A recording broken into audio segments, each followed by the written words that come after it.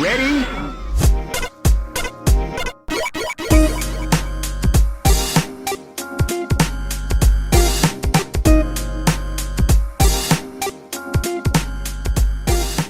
Hello, and welcome to Rhythm and Pixels Video Game Music Podcast. This is episode 37-7, our 8th anniversary show. My name is Rob Nichols. And I'm Pernell. Every episode, we listen to great video game music from all consoles and all generations. We played some tracks, we listen to it, we get a fun topic, and we chat. And it's been a little while since we've actually been in the same room, and it's been a little while since we've done a live show. So. Well, let's be honest, though. Even if we don't record every week nowadays, the music don't stop. Every week we do listen to a great video We do music. listen to music. Yeah, we listen to music. We just don't listen to it with you. Yeah. So for that, I will never apologize. Because that's fine. But yeah, this is our 8th anniversary, our podcastiversary. Which I'm proud of. I'm proud of having all this under my belt, you know? It's an interesting vibe to have in general. Like, when we started this, our lives were in completely different places. Yeah. We knew completely different people. We had different jobs. We had different homes. I know. I was a completely different person. And it's funny, so I had a kid this year in, the beginning of January. So, and looking back on the episodes, like every month is like a completely different life. Yeah. When you're raising a baby. So it's like, wow, March was so different. Oh my God, April was so different. Like, it's just so strange. It's so strange. When we were going through the process and we were placed and everything, I was like, Pernell, okay, let's see how we can keep doing the show, maybe weekly, maybe every other week, but let's not do any guests for a while because it's too much to manage. We've had so many guests this year, so many, like more than we've ever had. But that's the thing, though. Like, that's because of the fact that, and I still chuckle at this, I'll never stop acknowledging that I'm a workaholic. No, that was always true. It's the fact that you were like, well, we'll continue recording weekly, maybe just not have guests. And I just kind of laughed. I was like, weekly, you say? Okay, we'll see how that goes. Weekly. Yeah, that's you really think you're going to have that level of energy with this? Like, I've never had a kid. I've never had that situation. But one, I was there when my nephew was raised and growing up with him. And I've seen other people go through this rigmarole enough to be like, you're going to be tired all the time. I mean, I knew it. I just didn't realize how much of the emotional tiredness would be taking over the physical tiredness and then turn into physical tiredness. Mm-hmm. Because I'm still trying to exercise for my own health, just try to keep it going. And it's very difficult to, not just to fit it all in, but to have the energy for all of it. So, but I've had great friends, great family helping us and just to being with us. So that's been really great. But yeah, we've had a lot of guests. We've had Shell. Mm-hmm. We've had Chris Shenstrom. Yeah, Chris Weisner, which is one of our most popular episodes this year. It was the most popular episode this year. I mean, we had those two guys from that game. The T-Boy Table. T-Boys Tables. Are they all right? I haven't followed up so with them. So, fun fact, at PAX Unplugged this year, I went to an Unpub panel with Mark, and while we're sitting there, towards the end of it, Terrence is in there. I didn't recognize him. Oh. He walked at the time at me, so I recognized when he walked up to me. He came, I was like, hey, Pernell, how you doing, man? I was like, oh, snap. You're in this panel, too. Keep in mind, this con has, 30,000 people at any given time. And we happened to be at the same panel at 10:15 at night on a Saturday. And he walks up and says, hey, man, how you doing, man? I really appreciate being on your show. How you doing? We're catching up, talking about games we liked at the con and all that. It was nice. It was really nice talking to them. They're still doing well, but they acknowledge that they were not paying to come back to PAX as booth holders because it's expensive. They charge a lot for table space. Oh, I'm sure. I mean, it's competitive. People want to be there because it's the biggest board game convention in the country, probably. I think at this point it is. It's between that and Dice Tower, but I'm almost positive that it's between that and Origins. And I'm almost positive and Gen Con. But I feel like PAX is taking them. Gen Con's in the Midwest, right? Yes. Yeah. But PAX is purely board games, and I want to say Gen Con and Origins have some crossover type stuff. They have the space. I mean, the Philadelphia Convention Center is massive. And they don't even use a fraction of it. Yeah, really? Yeah, there's still tons of space they could take out there. That's amazing. But it was too many games this year. That was awesome. because I felt like they finally have used that space like really well. And we had a panel there, which was like, this was during baby time. And I had a panel. Yeah, I'm telling you, I'm doing things. I'm not going to MagFest this year. Yeah, and I don't blame you. I'll be there for one day, and I'm commuting both ways the same day, so that's going to be a trip. I've been fighting work from going on trips to conferences and stuff. So this year I have to start doing it again. Oh, man. So that my time away is going to be like, all right, I'll just get work done. You know what that means? Time to get a baby papoose. Well, I mean, like once he's a little bit older, maybe another year or two, it'd be fun to like really like take him with us to like the one in Las Vegas, or there's this one at the Gaylord in Florida. That's like it's a resort for kids, so it should be a lot of fun. They're gonna have they're gonna have like a panel at a Raffi concert. That would be a kismet scenario. I know. If Raffi just showed up to one of these security conferences, it would be a big deal. Bam, red hat featuring Raffi. Yeah, Raffi the Black Hat. He sings songs about ethical hacking. Yes. Yes, Curly Kevin to podcasting, because we are totally getting Chris Weisner back on the show. Yes. He's already got a topic in mind and everything. This guy's rolling. Yeah. Chris Weisner. The wise guy. Cameron Childs for the Mad Gear. He was supposed to come on a couple times. We never got a. We never synced it up. We never synced it up, right? So that's okay because he's got kids too. So, but we'll figure that one out. But that was on the deck too. So give us a little bit more. Give us some time. Give us some history in the year in Nichols. What's going on? Oh man, what has been going on?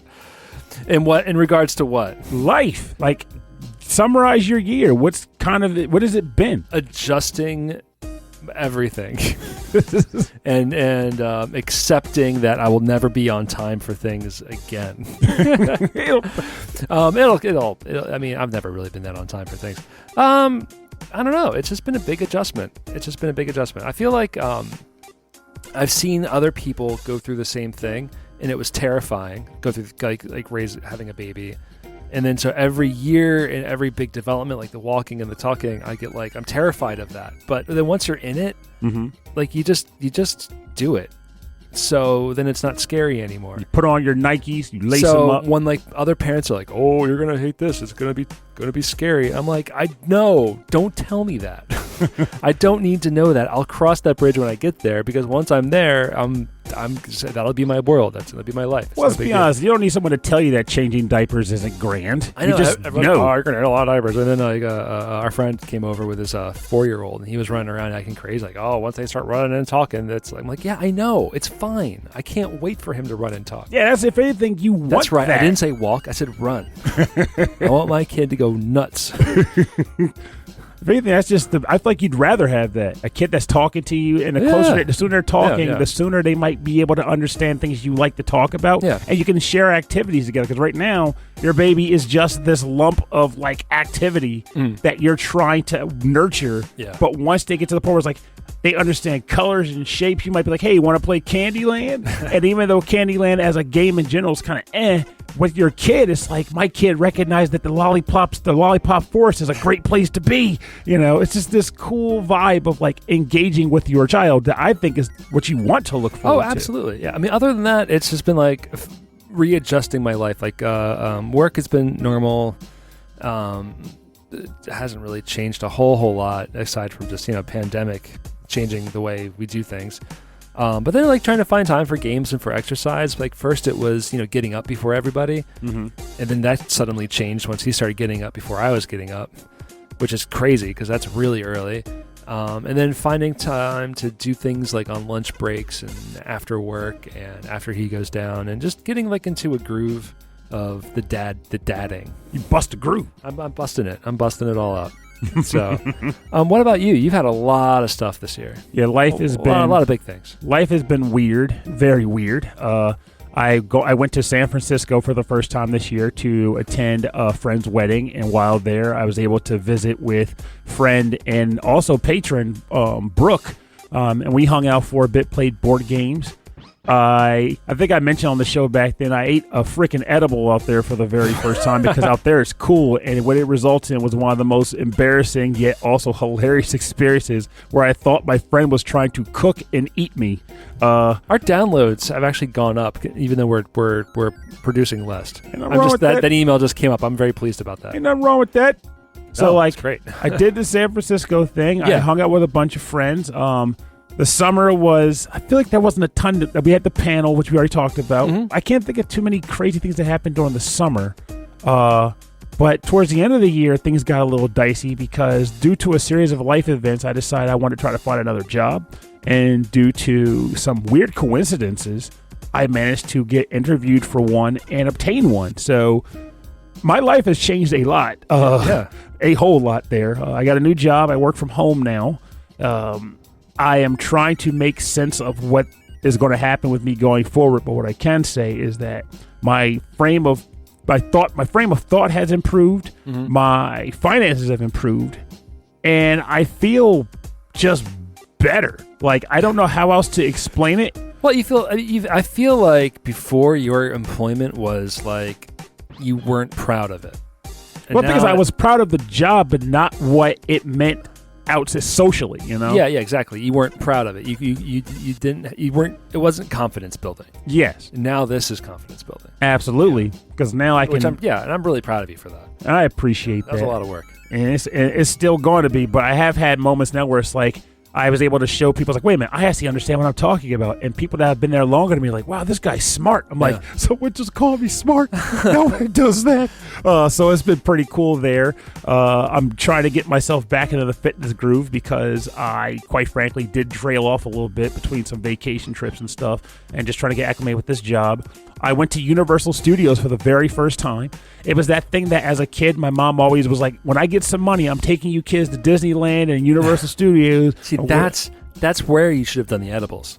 Oh, God, no. God, no. That would have been hell on earth. Oh, that's so much fun. No, it's not. First of all, Universal Studios visually looks awesome. Mm-hmm. It's such an income disparity display, though. So I went, and my friend was like, hey, Pernell, we're going to go. Just got to buy your pass, and we'll cover, like, lodgings and stuff. And I was like, that's really cool. Thanks. It makes it so I can afford to go.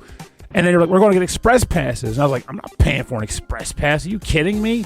And they go, well, how about this? We'll pay for your express pass so that you can join us. And trust me when I say, when you see why, you're going to realize you needed an express pass. And she wasn't kidding. To get an express pass plus your normal badge, it costs about $550 total. Just for the pass? For the pass plus express pass. It's the combined. It's two different passes you got to buy. And how many days is that? Just for 1 day. For 1 day to be in the park with an express pass is $550. And then if you don't have the pass, it takes you, I will say, 5 times as long to get on any rides. You could totally be in that park for an entire day and ride maybe 1 or 2 rides total from open to close. Oh, my gosh. It's insane. And I'm sitting there thinking, like, imagine being that family who's like my mom was, where it's like, you work, you scrimp, you save to get your family down there for 1 day. That's like your dream thing to do. You get in there and you can't do anything. Yeah. And like Curly kept saying, parking is $20. It's like you will be broke before you even get to experience the park. And then you get just to watch these people with more cash just fly ahead of you on the line. It's just an insult. My Dufftober from Moe's Tavern cost me $15. Oh, no. I was like, how much for a Duff? He was like, well, we're out of Flaming Moe's, but you can get a Duff, and we have Dufftober. I was like, how much? He's like, Duff is $13, and Dufftober is $15. I was like, are you, what? I was like, do it for the meme. Do it for the fact that I want to have a beer at Moe's Tavern. Yeah. That's all I'm doing this for. Yeah, you really have to decide, like, what's important to you at that time. Like, okay, I know this is all, like, luxury. This is all just frivolous, fun stuff, but, like, what's really worth it to me? And all it was for me was that. I got on the Velocicoaster, which was the Jurassic Park roller coaster. Cool. And I had a voodoo donut or two and some macarons. To me, that was like the things that define the park. Also, the Simpsons ride. Everything else was just like eye candy, and I was not really pushing it. It's like, so would you come back? I was like, nope. I came one time, I experienced it, and now that I've seen what it's like, unless people I was with wanted to really come here, I have no interest in going back. For me, I feel like it's like I'm not a big fan of like rides, like roller coasters and things like that, but I do like the experience of like of the idea of like, oh, now you're gonna walk through Hogwarts and you can see the buildings and walk through shops. Like that's cool to me. That's a fun idea for me. But otherwise, it's like it's cool, right? I'm not gonna do the other stuff. Yeah. Is it $300 pass cool? I don't know. I don't know. Yeah, because that's what you're paying to see Hogwarts. When my son gets a little older, I have no idea what he's going to be into. Yeah, and therein lies the rub. If he wants to go, you're like, well, let's save it for Hogwarts. Totally. So I'm going to get him there. Yeah. So, but all in all, that's been my year. And I will say the last thing I'll say before we get to the nitty gritty of it all is, yes, I still play my video games. I got my Switch here. I got my Steam Deck here. I resisted the temptation of getting an OLED because I'm not getting beat over the head by by Valve 2 years in a row. Screw that. But the Steam Deck is still the choice console. I mean, if you look at my my hourly played for the year, my Steam Deck eclipses my Switch like threefold. But my Switch still got like hundreds of hours on it just from playing like Disgaea and Labyrinth of Refrain. And that was all it took. I know, because you go to like the diner like on a Sunday, and I'm sure you've got your Steam Deck out and you're playing through whatever. So yeah, right now it's Octopath Traveler. So do you think that in 2024 you're going to continue to play review games as much as you did this year? That's been a huge conflict for me in the because my thing is this, and I'll mention this. This is one tangent related. So I went to PAX. And when I go, as you know, I get the media pass when I go to PAX. So as I walked into the door with Mark, I'm like, okay, I guess now I got to decide if I want to go figure out what booths I'm going to walk to get review copies. And Mark goes, why are you doing that? I was like, what are you talking about? He's like, you can afford the games. If you want the game, you can buy the game and then talk about it if you want to. You're not beholden to anybody's needs to review their games. You don't need them. And I was like, that's a damn good point. I don't need review copies anymore. So what I thought I was going to do, and I'll see if I do that going into next year, is I still want to be on SML. I want to be a contributor. I don't see myself reviewing at the volume I'm doing right now, though. Yeah. So it might be like, hey, if a game comes out and I want to try it, I might buy it and mess with it. If Joe's like, hey, I got this game, you want to try to review it? And I don't have a ton on my plate, I'm like, I can review one game or so. Yeah, give me a game to play. I feel like at the velocity that they were sending you stuff to play and review, it was like a job. It was like work, because these are games you probably wouldn't even checked out. Maybe you liked it enough, but like your time is finite. Yes, and therein lies the rub. It's the finite time. The benefit was that I got tracked sometimes for the show that I was like, wow, this is a game I would have never played. It has great music for this show. Also, sometimes I would discover games that way. But even still, if it was a game I want to even just dabble in, a $10, $20 here to try a game out, I'm fine with that. Yeah. But I'd rather do that than be required to get it ready by next week. Yeah. It's not your responsibility to do this for the game developers. They should come out to you or to somebody else to be like, okay. Yeah. Somebody who's getting paid to do the work. Mm-hmm. Yeah. So in the end, I will still do reviews, but I do feel as though I'm going to take a step back on like how the volume I take in. Yeah. And not let myself be like, convinced to do more because I don't need to. I have things I want to do beyond that. I was talking to Rob earlier. I have to decide tonight if I want to be in a play. I auditioned and got a role on a play, but I don't know if I want to do it because I don't have time. They're just trying to figure out like what role they want to put him into. And I was like, I don't know if Pernell wants to do that. Oh, they had me down by immediately. She already knew what she wanted me to do. She just was waiting for Thursday because they were like, we'll get back to people by the weekend. She got that to me Thursday night. When the final auditions ended Thursday at 9 o'clock, I got an email in my box at 10 o'clock saying, we want you for this role. I was like, jeez. They're not messing around. They're not slowing down. That's funny. We should get into things. This is our Podcastiversary show, our anniversary show, where we are going to look back on our past episodes and hopefully get through all of our top 10 favorite songs of the past year. Oh, man.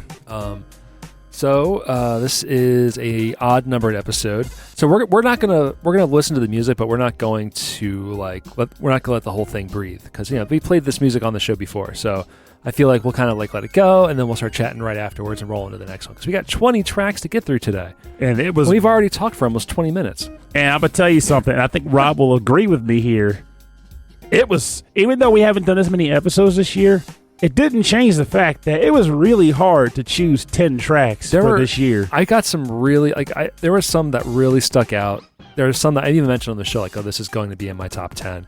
But there were some that wow, this was really good. And I ended up with a lot more than 10. So we're going to have to just to have to play that one by ear. So what do you want to start with? Okay, I'm probably going to hit mine in order of the year as opposed to like my top. If I say it's my favorite track, I'll just outright state it was. Okay.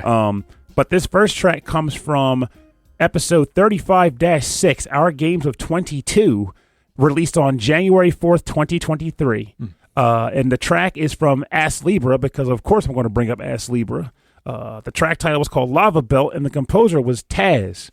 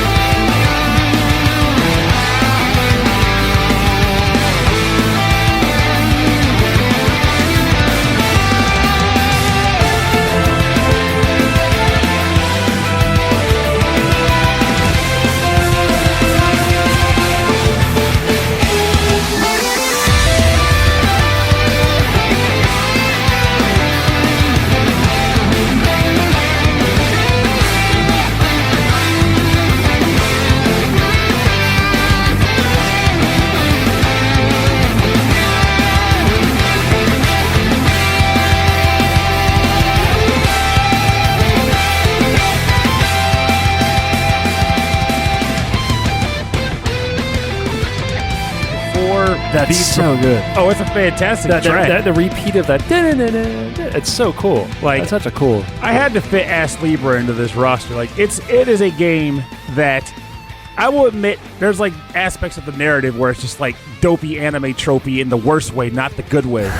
But the general plot, the gameplay, the music, they're addictive and fun in such a great way.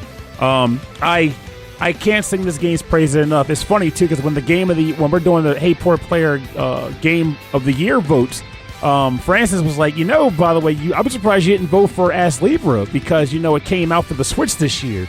And I was like, nah, that would be cheating because I've already voted for it for the PC last year. I'm not going to double dip on the vote of a game. I'm going to give it to something else. But trust me when I tell you, it is still peak in the fun factor for me. I love this game. I'm still playing through it because you talked about it a number of times. Like, I know you're still playing this. I'm actually still playing it. Yeah, like it's one of those games where I refuse to let it sit by. Like I should have beaten it by now in a normal gamer standard, but this is me we're talking about. So the fact that I'm just still pushing through it is enough to show that I still love this game and want to see it to the end. It's so freaking good. So good. And I'm pretty much in the final chapters now, so I know I made progress. I'm about to wrap it up. So I just when we first started playing music from this game, I never really thought about it, and then you just kept saying Ass Libra, Ass Libra, Ass Libra. I'm like, okay, Ass, got it, Libra, got it. There it is. Check this out. Shamrock Star says, pick this game up based on the recommendations. It stays in my rotation of games on my Steam Deck. I pop into it while I sip on my coffee. Kindred spirits, my friend, because that's one of the things I use it for too. I love this game. Ask Libra. I'm just saying, it just all does it to me. All right, let's stay on some adventure game RPG style. We're going to Star Ocean: The Last Hope, music by Motoi Sakuraba. This is from 36-9, the return to VGM. This is after a little month hiatus that we had. This is music by Motoi Sakuraba. Night of the Chase from Star Ocean.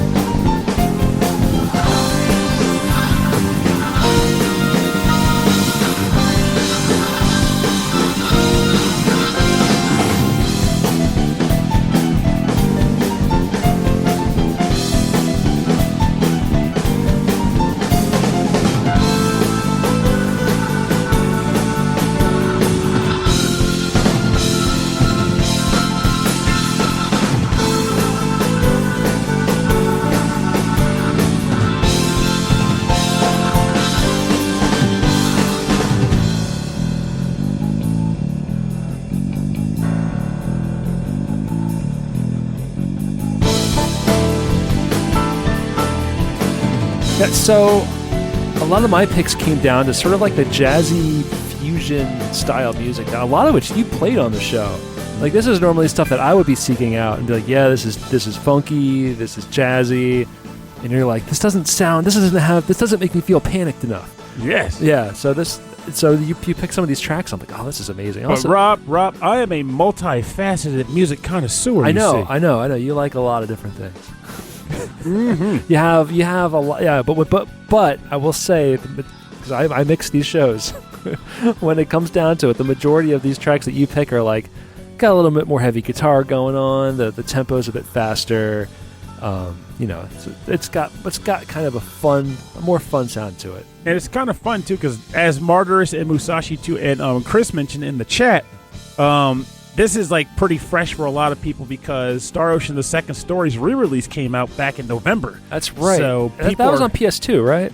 The original was on PS1, and this remake is on PS5 and Series X and Steam. I borrowed one and from Switch. You ages ago on the PS2. I forget. I thought that was. It was probably Till the End of Time. Till the End of Time. That's the one. It was like spacey. Yeah, the like one sci-fi. with that a lot of people hated on because the magical twist of the game is that you're in a video game simulation. Yeah, that was kind of lame. I didn't finish it. But I actually liked the twist. It's really weird. I'm not great at action RPGs to begin with, so. Yeah, they're hard to get used to. I will say, and Chris, since he actually beat the remake last month, he could be a better judge of this. But I feel like in the remake, they may have made the action combat a bit easier to handle. Well, okay. So it might be worth giving a try when it's on sale or something. Yeah. All right, we're down to that was number 10. This is the number 10. This is how hard we're going on number 10. Well, remember, mine is not in order, but this Pernell, what's your number 9? I'm going to say this isn't even number 9. This is probably one of my top 3 tracks of the year by far. Okay. But I'm sticking with it in order by date. So this came from episode 35-7, MagFest Reflections, released on January 18th, 2023. That was a good one. And this comes from the game FX Unit Yuki, and the track is called Invasion of Castle Kilmara, composed by Garbled Waves.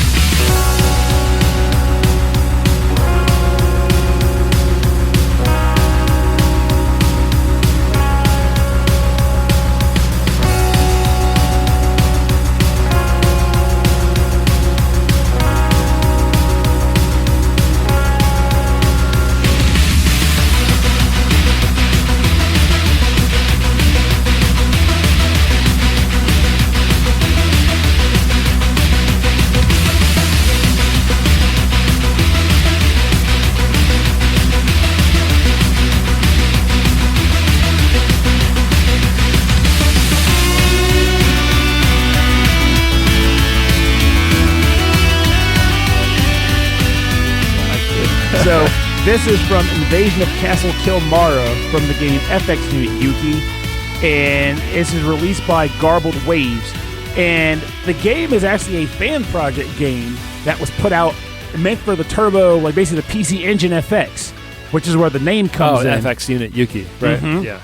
But I believe it got ported to some other systems, like the Dreamcast, possibly the Genesis. I don't know. Oh, I remember. Yeah, I do remember looking up this one when we had it on the show. Yeah, I saw a Dreamcast port for it. And it's basically meant to be like a game that pays homage to a number of different games. It's like a Castlevania themed stage, a Bonk's Adventure themed stage, a couple other games like that. And this particular level is themed after Lords of Thunder. So it's actually a shmup stage. Oh, hence the music. Uh-huh. Yeah, the music's got that sound to it. That's cool. And it's a really lengthy stage, and it would have annoyed the crap out of me if it weren't for the fact that this track is just so good. Francis forced me to play it at one of the visits to his house. Oh, yeah? And it went from me being like, I don't want to play this blasted game. It's like, holy crap, I'm going to beat this today. I played the whole game in one sitting. It was great. Yeah, I recommend this game to people to give a try if they come across it in the wild, and you can emulate it, if you can buy it to support the developer. Whatever you do, however you can get a hold of it, and then you can get the soundtrack from Bandcamp too, as well. If you don't play the game, I wholeheartedly recommend going and grabbing that album. Garbledwaves.bandcamp.com. You can get it there. Every track on this game is great. So we're going to my next pick. These two are really good. I'm going to start with this one. I think both of these you picked. This is from the game Afterthought. Yeah, that was from episode 36-2, Wild Cardin' Out, with music by Krishna Lungala, David Daiside Nawanti, and Kiri Kawai. This is Incentive Structure.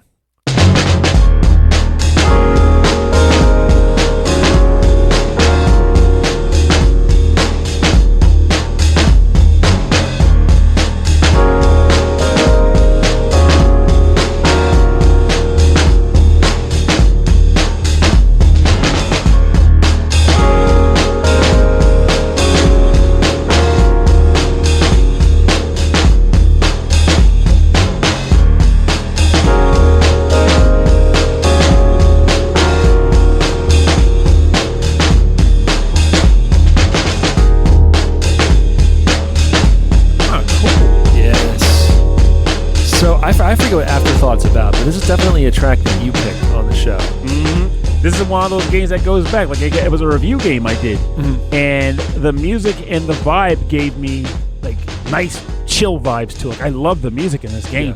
Yeah. What's the game about? Hard to say. What I do remember is that you were a character who was like kind of living in like a sort of like very artsy, drab world, and you were dealing with some emotional complexities, but the game conveys that through platforming, and is highly inspired to speedrunners. It's meant for speedrunners to play.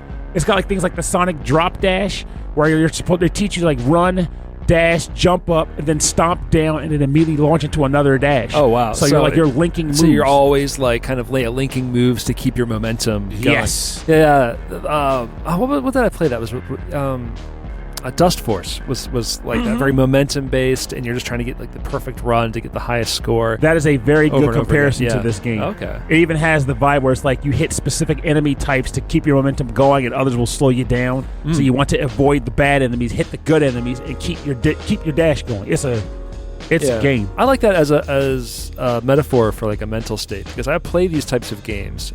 I have played these types of games for my mental state, because you get into like a zone and a rhythm, and your brain just starts to like kind of it's like very therapeutic. I find like not just those types of games, but also like bullet hell style, anything that takes like all of your concentration away into it, and you start to get into the zone and flow.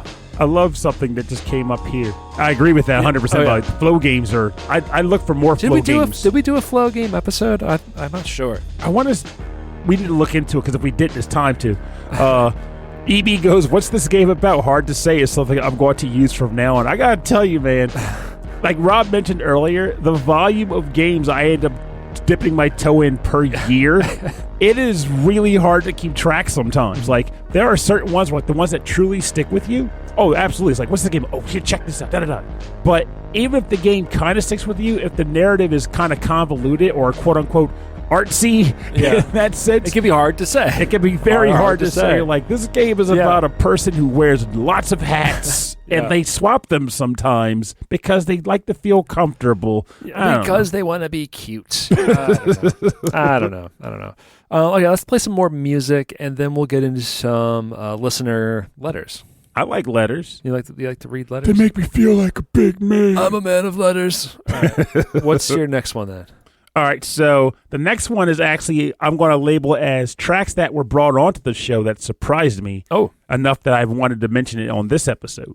This comes from episode 36-3, Plants with Chris from Gameable Audio, released on April 5th, 2023. And the track title is called Eviltronic Tilt from the game Wonderling, composed by Oscar Ratvader Rydelius.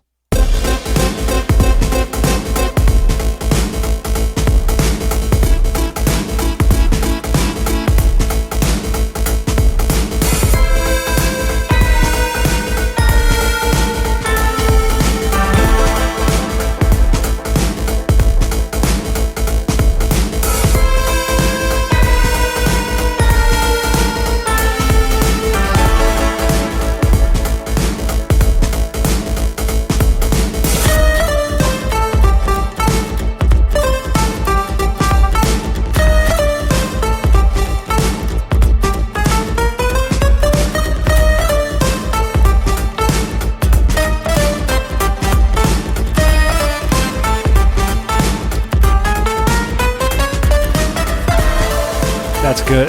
It's like a big band, like you hear a trumpet playing that melody, but instead it's actually the sound effect of Mario shooting a firefly.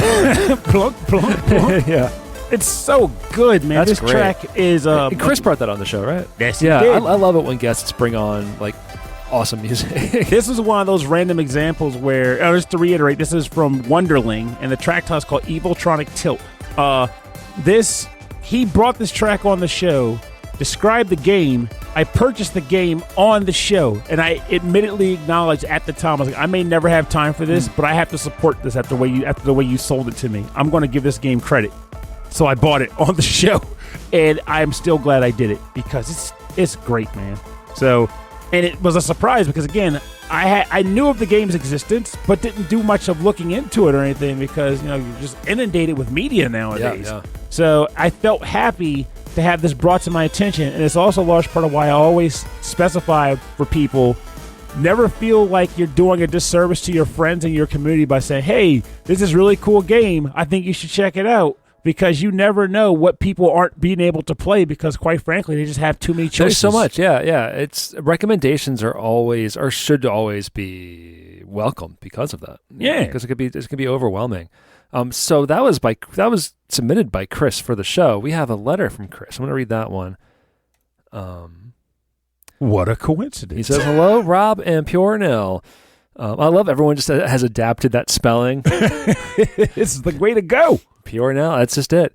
It is so much fun to hear your voices again. No, seriously, every episode you release is a blast.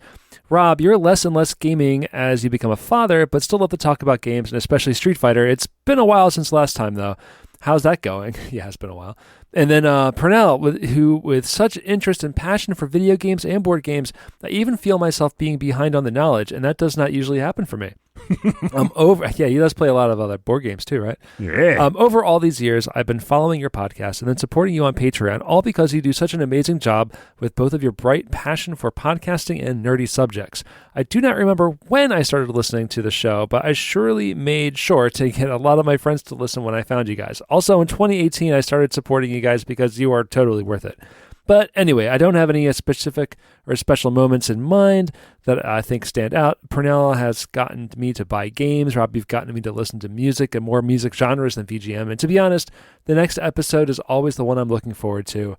Thank you both from the bottom of my heart, and keep being awesome. This is from Chris X. Shenstrom from Gameable Audio. And it's always appreciated, Thank man. you, yeah. Like He's actually like the board game guy in the chats too. Like I love when he's like, "Oh, I'm playing this game," or "Here's the games I got right now." And it's thank you for being the guy that rolls with that hobby and gives us the ability to go, "Oh man, somebody has that." Because I like the idea of that connection, the bridge between the two hobbies. So, like to give you an example, last night I played through Castlevania Bloodlines with my friend, and we played the game, finished it, had a good time. And the more I think about it, the more I realize that there's a reason why I started playing more board games than video games over the years. It's not because board games are miraculously the better thing. They both have different perks. But the trick is that there's a required social element to board gaming that video games don't have. And if you notice from how we interact on this show and how I like to talk to people in the Discord and stuff, the social element is my favorite part of video games too. Yeah. And when that goes away, I feel less desire to play them, even if they're good games.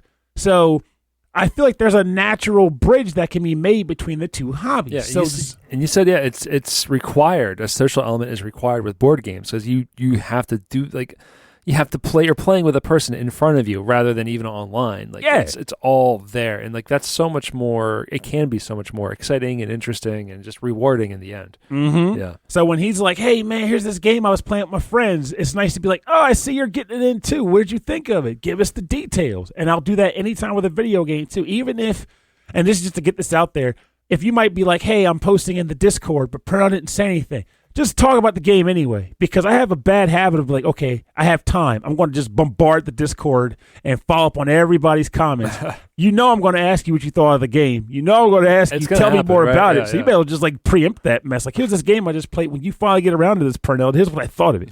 And I love when you guys talk video and board games. And thank you very much, Chris, for sending that in, and keep being an awesome gent. keep getting your interviews in. Honestly, one day we should go on his show. We should eventually. I mean, he really went out of his way for us because I know he's in a very different time zone. Mm-hmm. So making that happen is even harder. Like anytime we had Michael Bridgewater on, it was like, I know it's 1 a.m. where you're at. He's like, I had to get through security to get to the booth. All right. So my next track is from episode 37-1, The Games We Miss. That was where we talked about franchises and series of games that we would love to see come back. Mm-hmm. This is from Hylix 2. The track is Xeno Arcadia, and the composer is Chuck Salamone. Crossover. Oh, we got a crossover. That means I can cross this out and choose a different track. Oh, look at that. That's actually worked out in your favor. Yes, it did.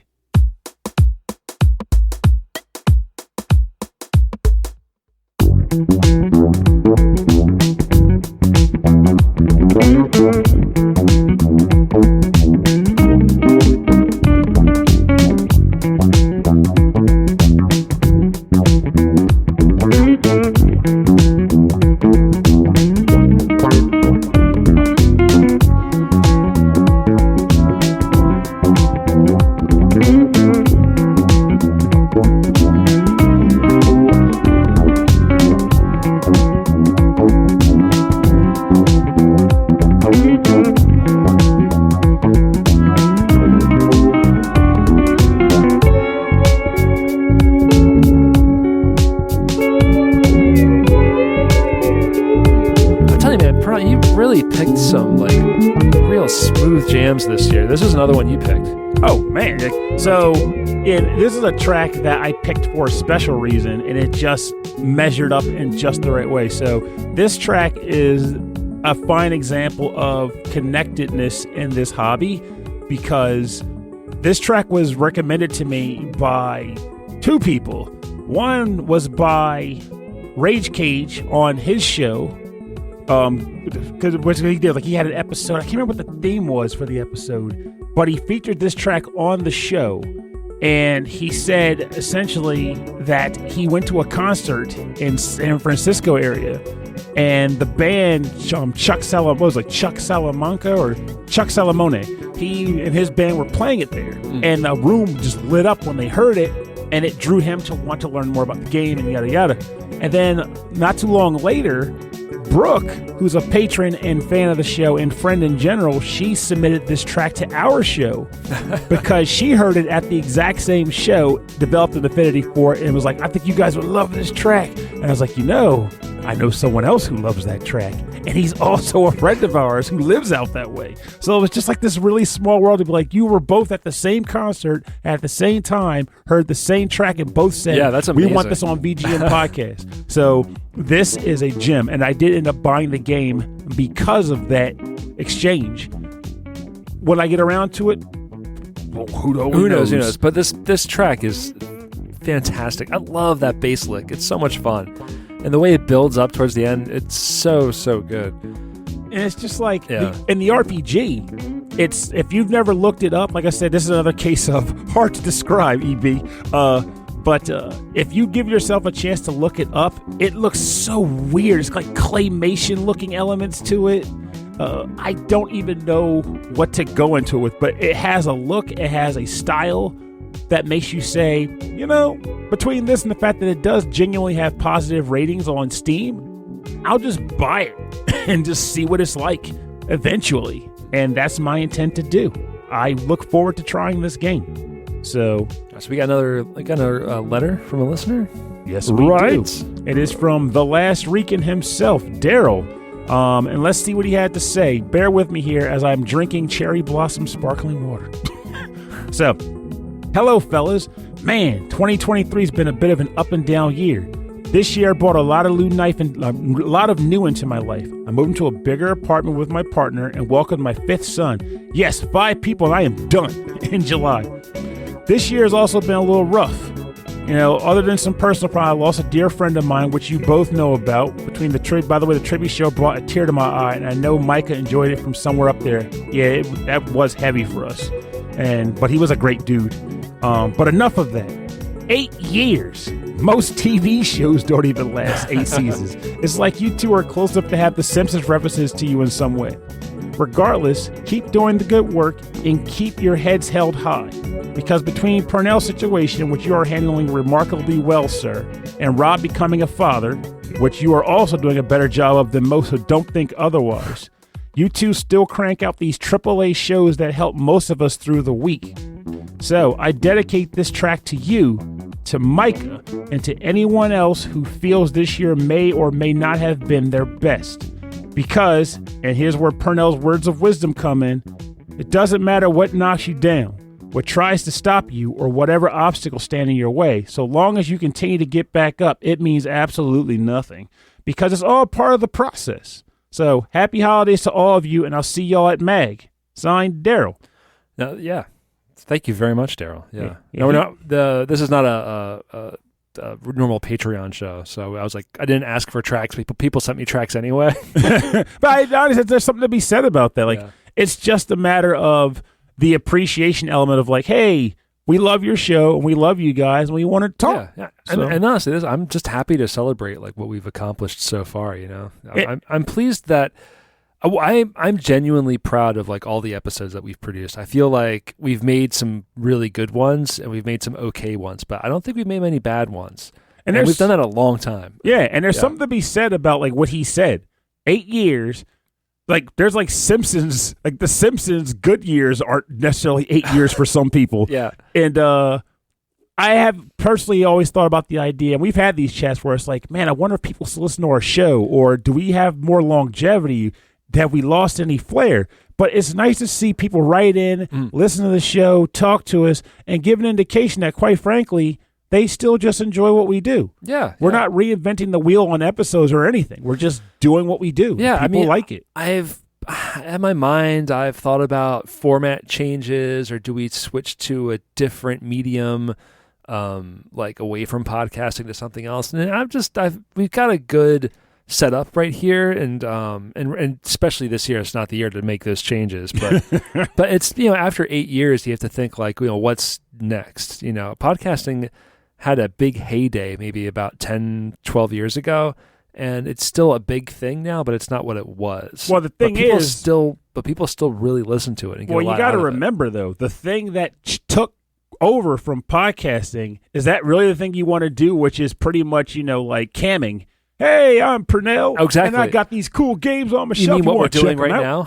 Yeah, but this is like a every once in a while thing. If you want to go hard on camming, you got to get like multiple days a week. You keep saying camming. Because that's what it is. It's not just streaming. Oh, I know. Yeah, camming it's being on camera. It's on camera, being like, today we're going to go over my board game Exactly. collection. That's what I'm thinking. Like, would there be a fun visual element? There absolutely could be, but that's a lot more production. And also, and you're right. With podcasts, people don't expect you to go every week. And if you do, that's awesome. Mm-hmm. With streaming and with video, it's like if you're not out there like every day, it's kind of like it's not as successcise, right? So, and Chris knows that. Expectations are wildly different. To the point where I don't know if I want to do that. Yeah, I mean, the wise guy knows what we're talking about, because like he's really good with what he does, but he also has to keep a structure. He has a schedule. He knows what games he's playing through any given time. Speaking of structure, Pernell, what's your next track? Yeah, I robbed it up. We have 14 more tracks to get through. We're going to be audited. Though it's funny, though, speaking of Chris, though, he's going to like my next few, actually, because they pretty much came from him. This track comes from episode 36-7, Level Up, released on May 31st, 2023.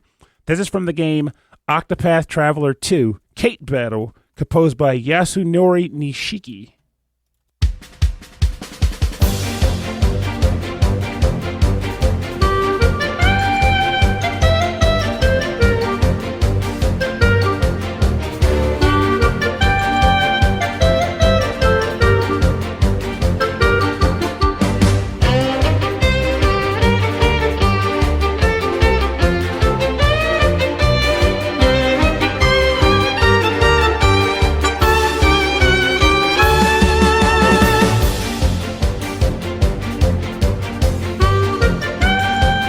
That's fun. That's just a fun track. I love the klezmer style. That's cool. I love this track so freaking much. This is from Octopath Traveler 2, Kate Battle, composed by Yasunori Nishiki. And I'm 110% confident that Chris, the wise guy, submitted this track to the show. And between this track submission and his overwhelming enthusiasm for this game, he is the reason why I'm playing Octopath Traveler 1 at breakfast now. I've put in about 60-plus hours so far in the game. It's a big one. People have put like hundreds of hours into these games. By the time it's done, I will be over 100. No problem. Like, I just beat Chapter 2 for Alphen, and for some characters, I'm up to Chapter 4. Mm-hmm. And I think it ends at 5 chapters per character, more or less. I'm not sure, but I think it's 5 per character. And there's 8 characters? 8 characters. Okay, I was going to say, there better be 8. It's called the Octopath, right? Yeah. Okay, good. Something's wrong if Something's wrong if it's not. But, like, the game, the thing that was always interesting to me is that people said the second game just improves over the first leaps and bounds. And I like the first with a few issues, but not enough to kill the game as a whole. So I'm like, I want to finish it before moving on to the second one. But I look forward to outright seeing what the second does that is so much better than the first. And I want to experience it myself. So I'm determined to get there. When that happens, I have no idea. But I'm determined to beat Octopath Traveler, and I've been consistent with playing it so You're going to far. do it. You're going to do it. Mm-hmm. Okay, so my next track is also going to come from that episode. You might as well just put them together. This is Player Phase 3 from Warsong or Langrisser. Yeah, I'm telling you. Crossover. For the Sega Genesis, Noriyuki Iwadare and Isao Mizuguchi, also known as Thought of the Holy.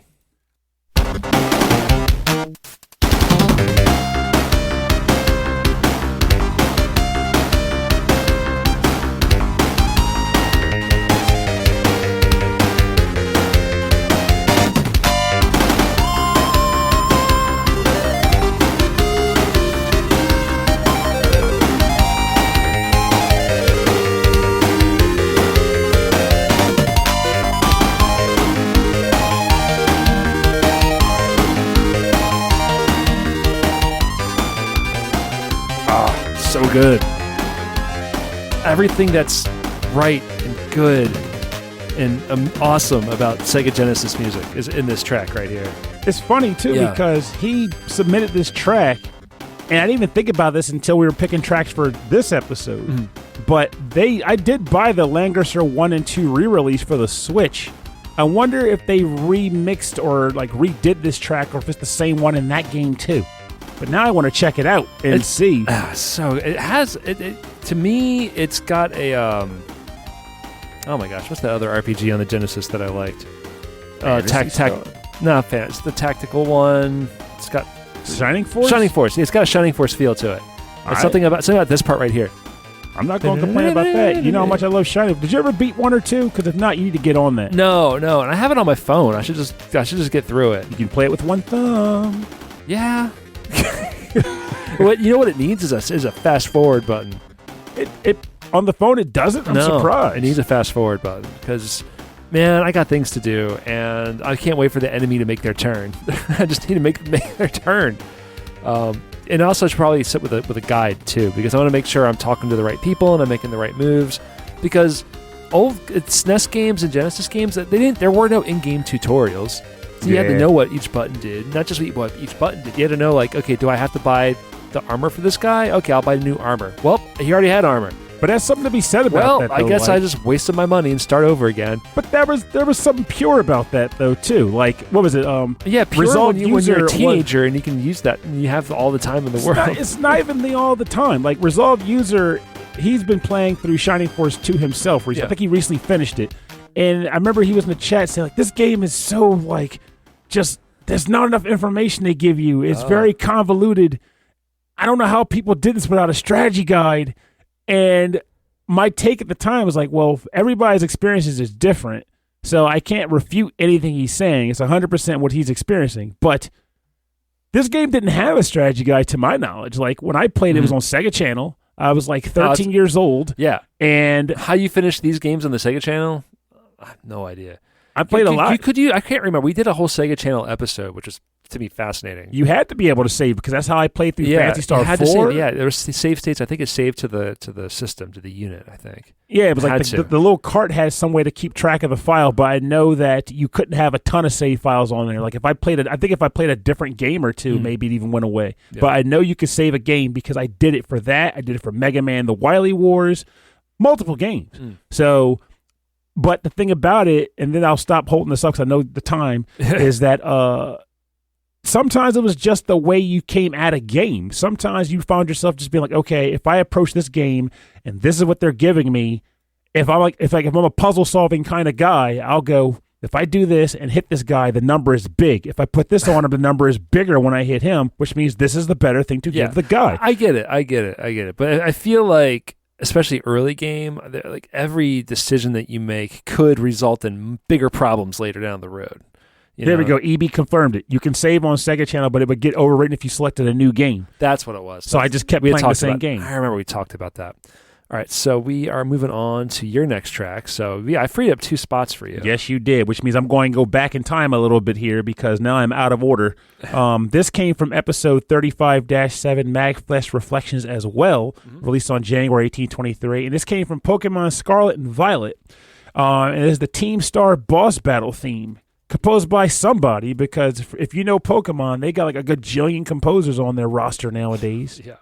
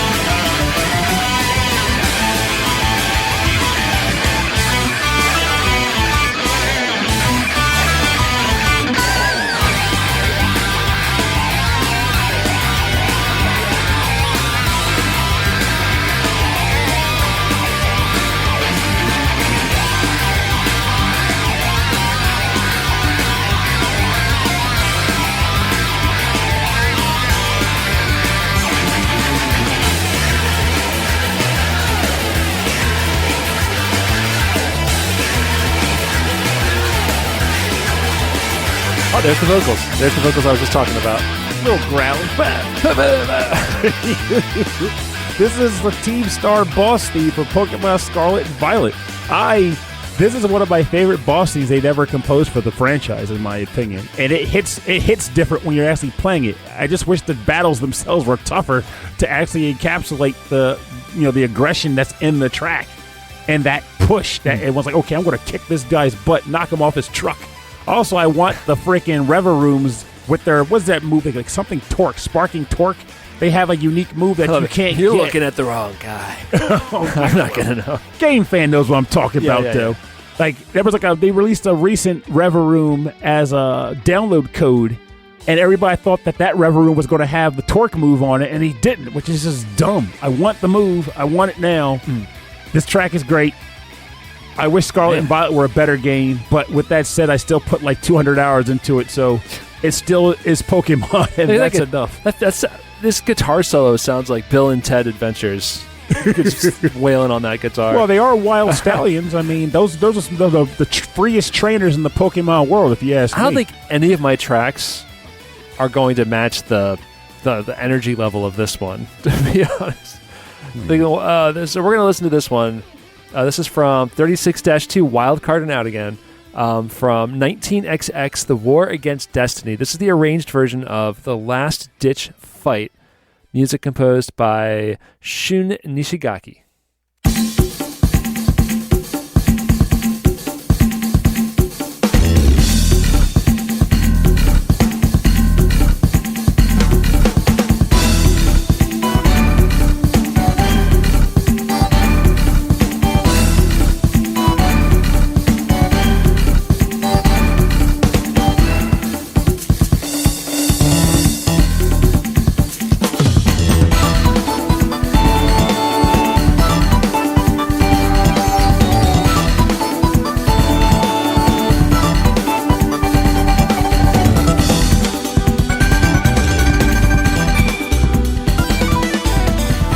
I really am appreciative as many people showed up to hang out with us today. I genuinely do. Oh yeah, me too. Hey, we got 11 people in the chat. That's really nice. Thanks to everyone. This is more than our usual lineup, our usual like weekday setup. I'm telling you, it's all about the jazzy fusion tracks for me this year. They all hit me really good. And I'm glad you pick them because it allows me to revisit them and be like, oh wow, this does click for me when I'm hearing it on the two buds. Yeah, you can hear both. Yeah, you hear a lot of these tracks in stereo are so much more.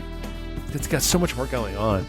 I'm gonna read another letter. This one's from our listener friend, other podcaster, Martyrus, host of the VGM podcast.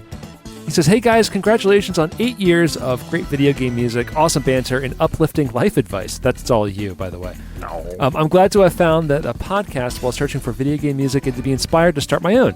Not a week goes by that I wait patiently for what the next topic will be. Me too. And what's been going on in real life and what Pernell is thinking about the universe. And 2023 was a year of many happenings, both good and bad.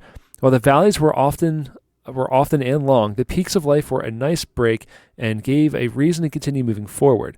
There have been some good happenings in my life, and for VGM, the podcast, 1 year anniversary, Masters of VGM, the re-release of Super Mario RPG. Two things that have happened which were definitely significant was reaching the 100th episode and being part of a program called Radio Sega. That's very interesting. Reaching 100, as I understand it, is a big deal. It is. Yes, it is. There were times when I wondered if anyone out there was still listening to my podcast. They do. And they do. I try my best not to pay too much attention to stats. It's great to see someone react when I post a new episode, but it's uplifting to see someone comment on an episode. It lets me know I'm doing something good and I should keep going. And now here I am, part of the 100th episode club, along with Rage Cage of the VG Emporium. I'm definitely looking forward to 100 more. Good. I'm glad. You got to keep moving on. When Radio Sega contacted me to be part of their Winterfest 2023 program, I was excited. I'd never produced a pre-recorded episode for an ongoing program before, and the experience has been fun, though not without some pains. Removed tracks and dialogue for time, inserting audio sweeps to promote the event. I had to change my mindset for a bit and approach production in a different way. The radio edit for the episode turned out well, despite the pains I went through. It was worth the experience. So again, congratulations on podcasting for 8 years. Perhaps one day I'll reach that moment. Martyrus, you will. You absolutely will. And something worth noting that I feel like has become more and more prevalent to us as time has passed.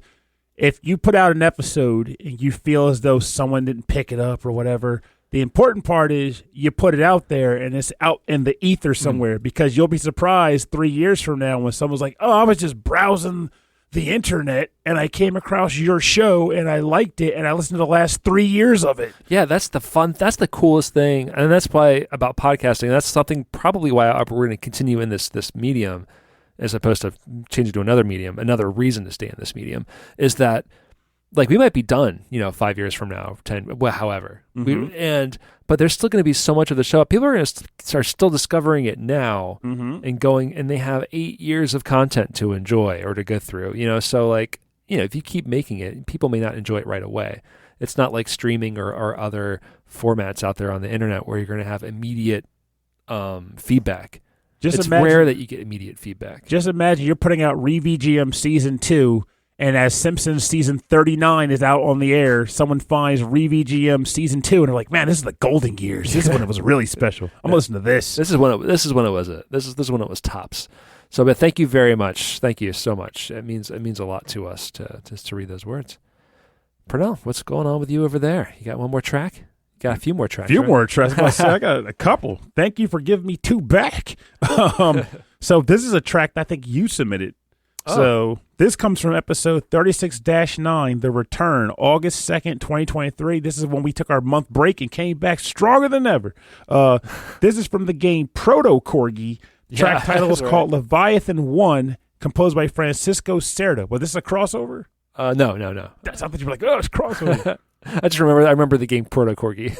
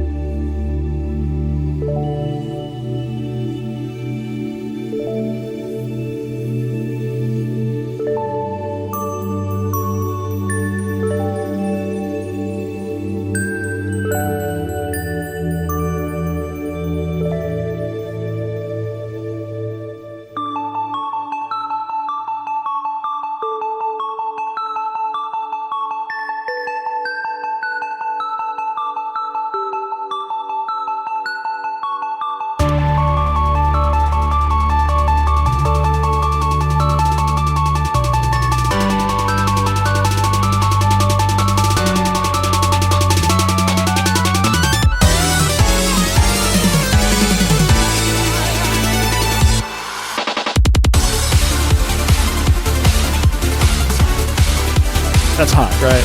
That's super hot.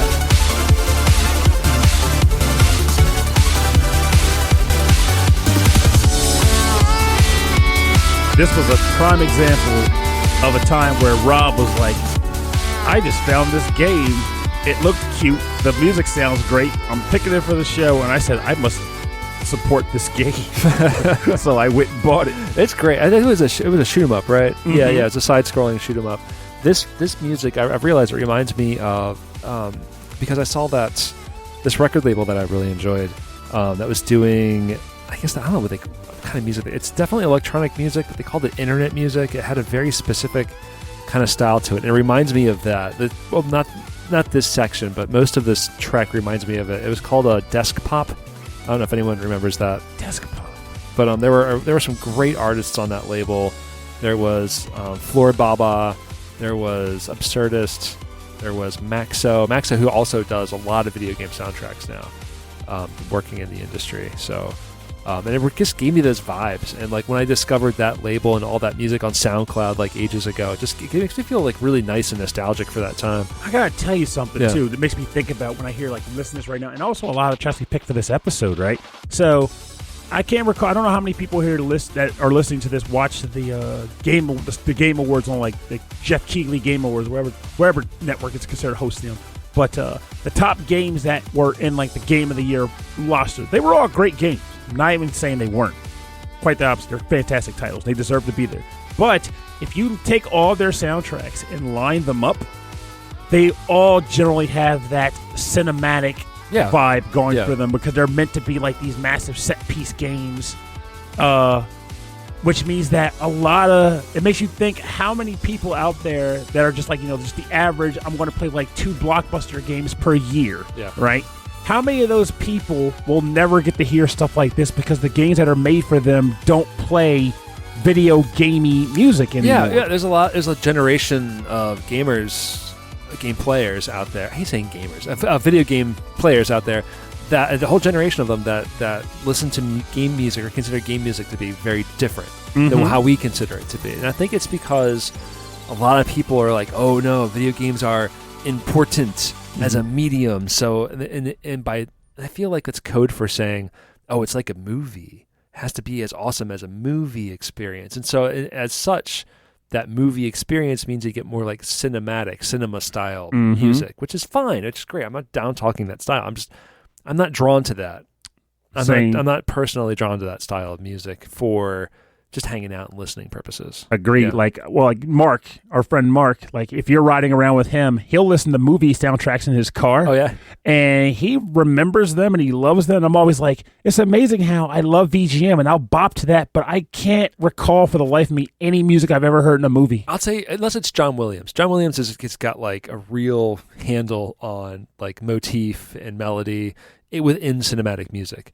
I was listening to, I have Sirius XM, and I was listening to one of the classical stations, and it was like Pop's classical stations.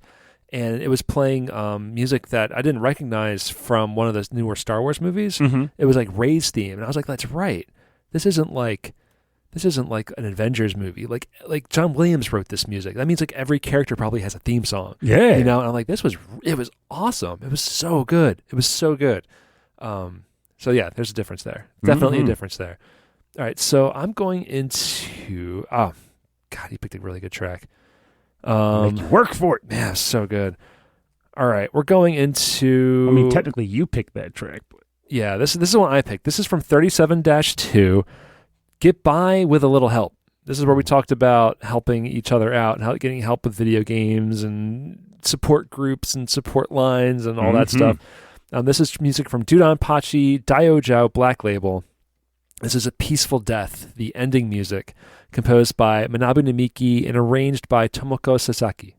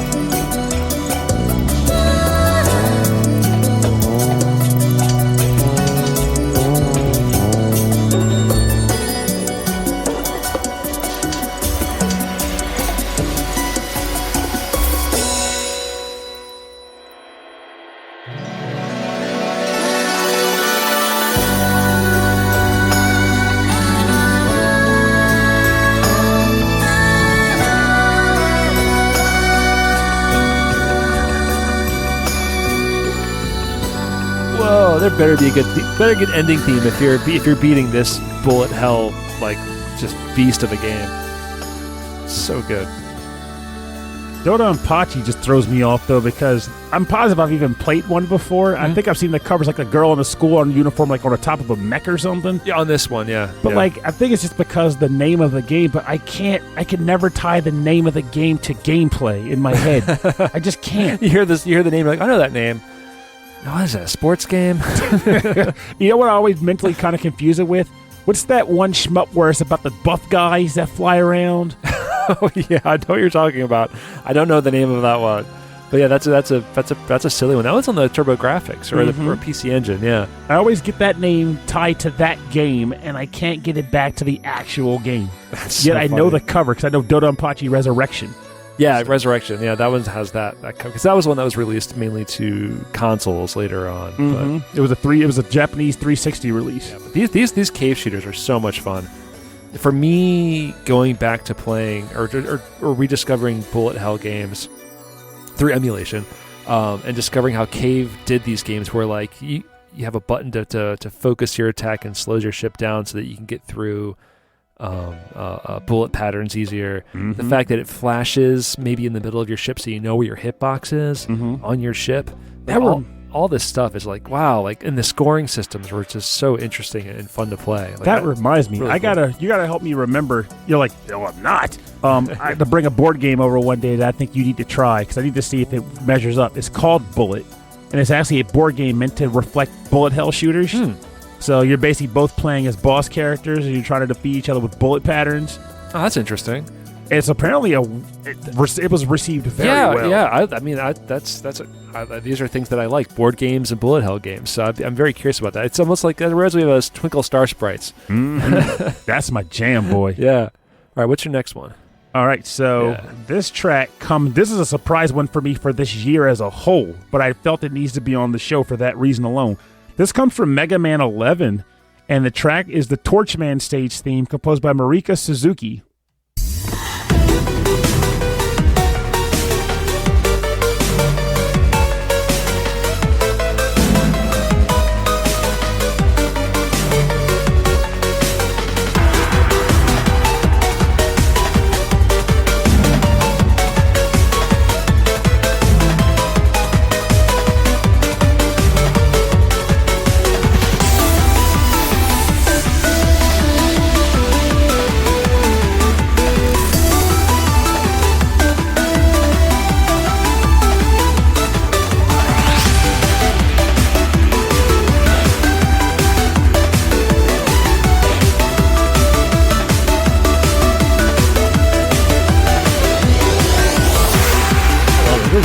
I forgot, like, this is a really good song.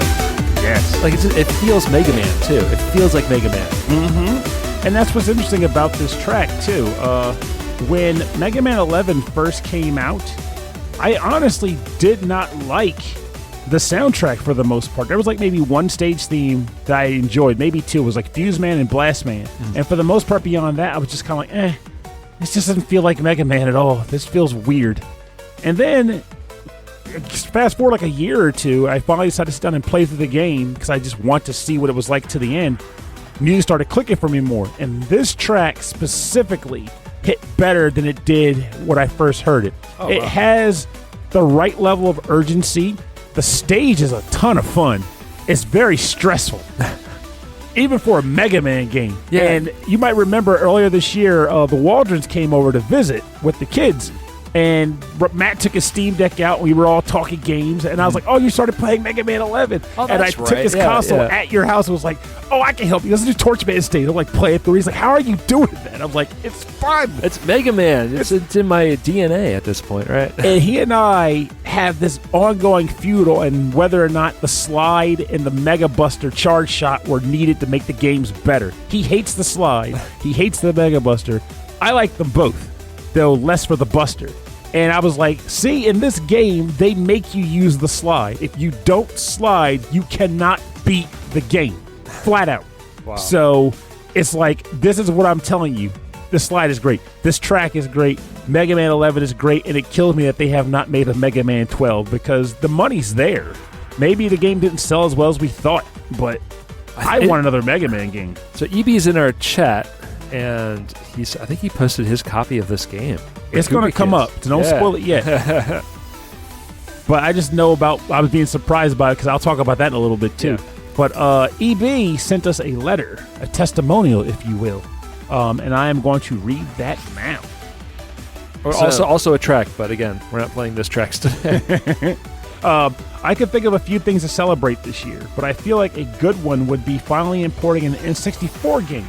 That being Konami's Rakuga Kids, a pretty interesting 2.5D fighter that only officially released in Japan, Europe, and Australia, where you get to fight as hand-drawn crayon doodles and build up your magic meter to perform some wild combos. The soundtrack by Kozo Nakamura, Tomoya Tomita, and Masahiro Kimura is full of some cool surf rock tunes that is sure to give you some Dick Dale vibes throughout. And if you come across this game, it is worth a look. Certainly a standout N64 title. Anyway, I've had this game on my radar for years, and I was always trying to reckon how to even play it if I managed to buy it. Should I buy a Game Shark that may or may not work, or should I try to save away at the cartridge slot tabs that prevents other region games from working on it? Eventually, I saw that Hyperkin had come out with a pin extender called the Hyper Convert, and I guess on a whim, I bought that in the game not too long ago. And I was amazed to see at this game that America never got working on my N64, and I realized I need to get more of the hang of Rakuga Kids controls and mechanics. I hope I get to find some cool imports for the N64 down the line. Maybe, possibly send in punishment. Oh, yeah. Happy Podcastiversary to you two, and hope you all keep doing this for many years to come. We'll try. We'll keep trying. So, my experience with Rakuga Kids is I've never played the game. I'm just going to lay that out there. But I'm familiar with the art, and I'm familiar with the music because Poppin' Music 10 actually had a track from Rakuga Kids. Oh. And the character for that track was a character called Bear Tank, which I believe is actually one of the doodle animation characters in Rakuga Kids. Oh. And the track does like boop, boop, boop, boop, boop, boop, boop, boop, boop. It is so good. And I play it all the time when I play the games. Music games can help connect you to music like so much more deeply than other ways. Just listening to it. It's absolutely. Because then the notes and the motions you do with your hands or with your feet, it really ties you into it. And it's real quick. So he says Beatmania Game Boy for Game Boy also has Rakuga Kids on it, and that is correct because. Cool, yeah. The Rakuga Kids theme was a crossover track from Beatmania Game Boy. So the Beatmania games did a lot of that. Where hey, this track was featured in Beatmania, right, or was featured Guitar Freeze, but we want to have a Poppin' Music note chart for it too. And it just kind of kept people going between the titles. Yeah, it's like cross promotion onto each one, and so people can play the same songs they liked, and maybe mixed in a different style somewhere else. I miss that era, man. That was something. Well, hey, if we're talking about music games, here we go. This is from Busted Groove. This is level our podcast episode 36-7, Level Up. This is Dreams of Sky, Oceans and Rainbows, Sora to Umi to Niji ni Yume. It's music composed by Devi Kobayashi with vocals by Akihiro Sugawara and a rap. Wait, was this? By DJ Ike. I'm ready.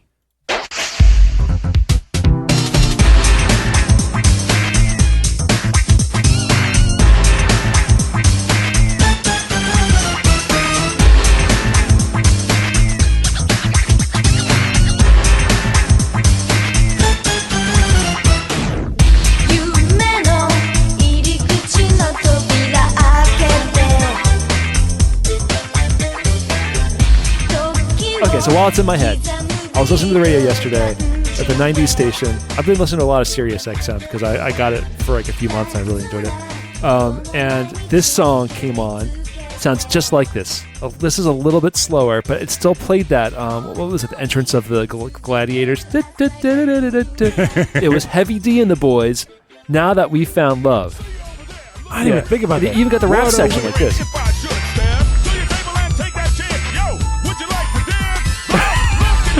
Man, these games were a trip. Oh, I think I can do it. Let's see if it works. Yeah, here we go. Now that we found love, what are we gonna do with it?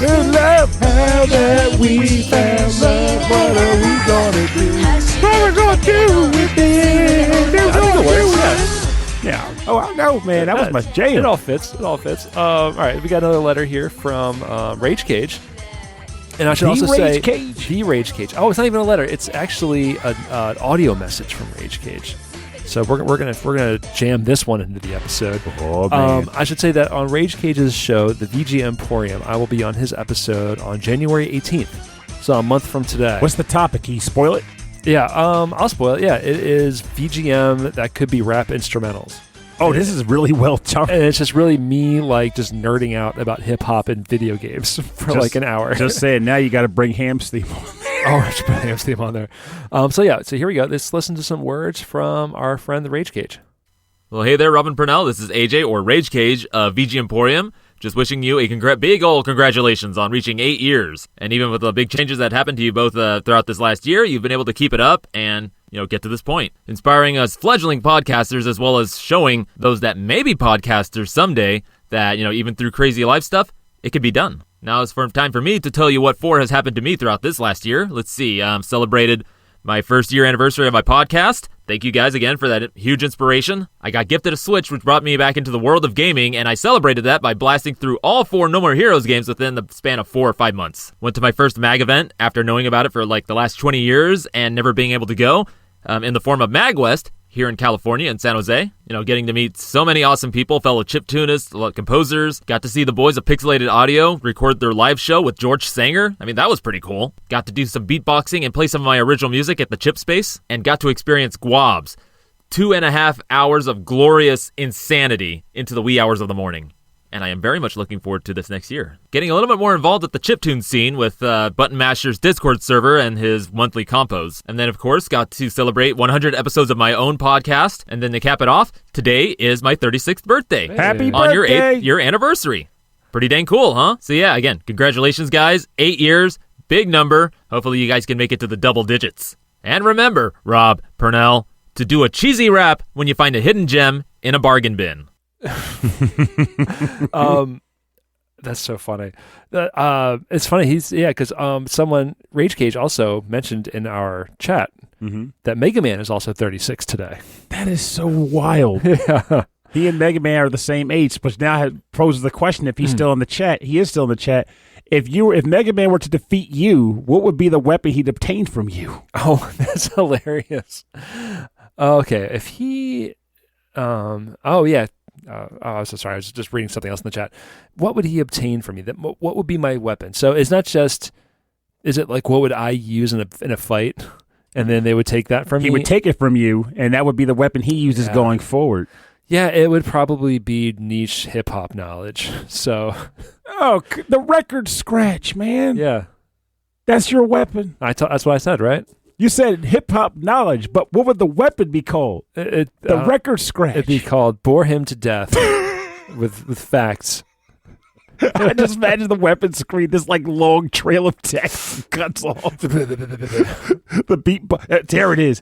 Rage Cage. His weapon would be the beatbox. The beatbox. And that would be baller. Mega Man would start beatboxing. No, it comes out in a square. He fires a square that releases beats. It takes your enemy and sticks him in them and just beats him to death. It's the beatbox. That would be amazing. All right, Pernell, what is your next track? What would my weapon? No, I kid. So this is actually another one of those tracks that I was surprised came along, but yeah, this game has great music.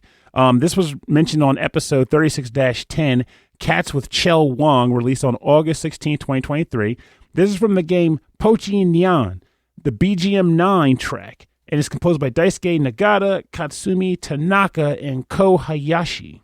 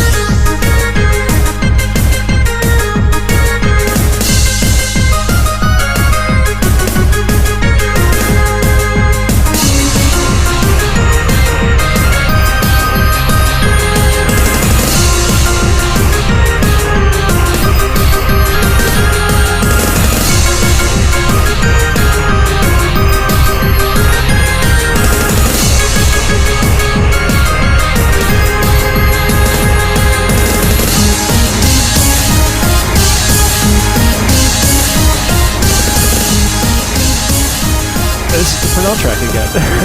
It sounds manic, panic, a little techno-y, and a little circusy. Yeah, I'm glad you never took offense to that. No, it's become a running gag now. I listen to circus music. I like what I like. And the important part is that no matter what it's described as, it still sounds really good. I used to have a friend in my old job used to say I listen to girl angst music. That was my genre. Yeah. He listens to girl angst. I'm like, what's wrong with that? But yeah, Pochi Neon is a game that I've never owned, but a friend of mine who hosts Neo Geo parties used to slot it when I came to visit, and I came to really enjoy it. It is a game where you're basically matching dogs and cats. I love it. That's right. Yeah, Pochi Neon. It is Pochi Neon. Mm-hmm. And it's kind of like how Super Puzzle Fighter worked, where you had the normal gyms and then you had the crash gyms, except in this game, they can become crash gyms whenever you want.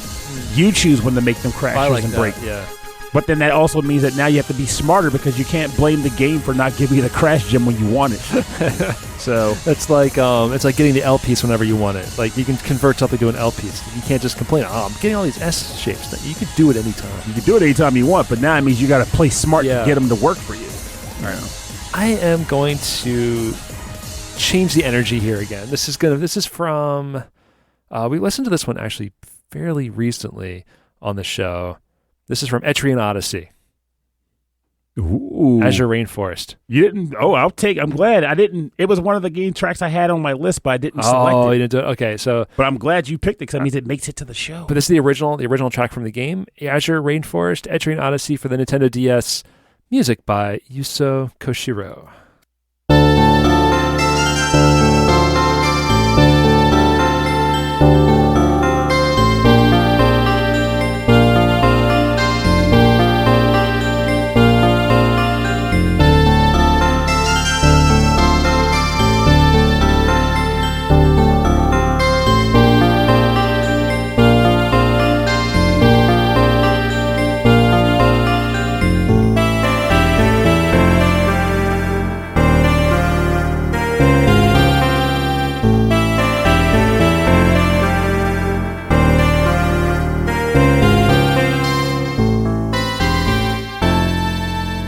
This is from episode Fall Flavors. Fall Flavors. Sweet flavor. Which I feel is kind of like that. It's just like leaves falling down. Yeah, Tranquil Forest Walk. Yeah, I love it. Tranquil Forest Walk. We are going to get attacked by monsters left and right? But you can beat them. You're Landschnicked. I don't even know what that means, but I'll just use my beatbox. I'll use my beatbox. Yeah, I fell in love with this track when you played it on the show. I think you played it. Or did I play it? I definitely picked this. Yeah, you picked it, and then I found the arranged version. It's so good. It's so good. This is just great classic VGM.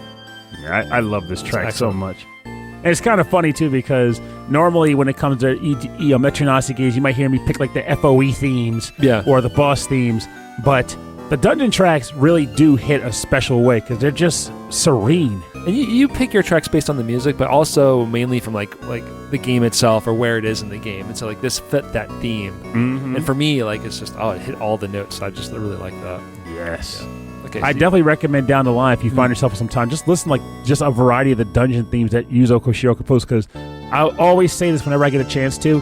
People hear Yuzo Koshiro and they always think, "Oh yeah, it's Streets of Rage." It's so much more. He's done so much. Speaking of which, actually, the next track I'm going to pick is a bit out of order. Oh my God, you do the segue. Oh, I love it. Sometimes I can do that. But this is one of the tracks that you gave me free room to use because of the crossovers. Okay. This is from the game The Scheme, composed by Yuzo Koshiro, the track title being called Hardy is the Strongest. I don't even remember which episode it was from because, again, you just officially gave me access to use it.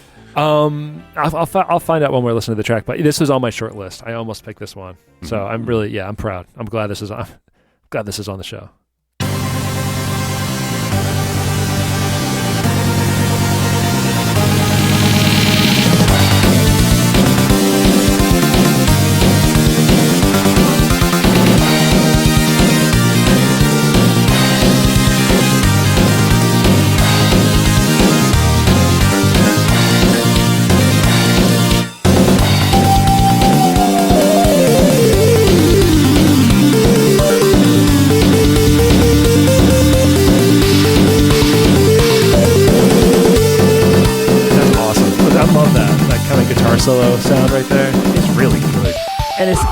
amazing, too, how when you listen to this, if you have that extra bit of knowledge to you, you realize the connection between this sound and the stuff he composed for Ys. Yeah. Because a lot of people don't realize that he composed the music for the original Ys games. So it's so good. I love this track. And I've questioned, see if I can find a way to emulate this game and play it. Mm-hmm. Though even if I could, would it be a game I want to stick with long term because it's very archaic. Yeah, and is there a translation? Oh yeah, there hopefully would be a translation. If not, you'll have to have like a script and read through it with the script. That sounds tough. Oddly enough, what a lot of people do, they use Google Translate on their cell phone. Oh, they just scroll over it. Wow, and it's that good. Yeah, like I know Francis has done it a few times. Oh wow, he says it works. All right, so this is our 9th track. It's coming down to it. I've got so many to pick from. All right, this is... I gotta do it. This is from our last episode, 37-6, Field Day. Having a field day. Championship mode from Nagano Winter Olympics 1998 for the N64, composed by Sashiro Hokai, Akira Yamaoka, and Keiko Fukami.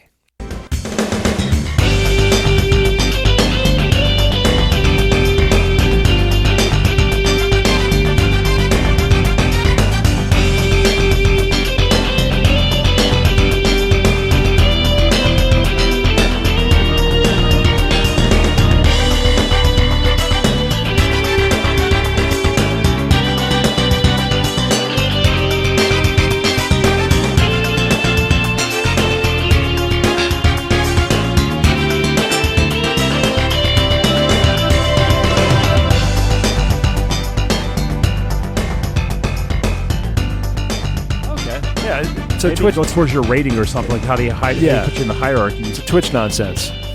That's what it is, yeah. We're listening to music from the Winter Games, Nagano Winter Olympics 1998 Championship mode from episode 37-6, Field Day. And this is a jam. It's always amazing when you come across music in sports games that's not licensed. Cross-country skiing right now. Great.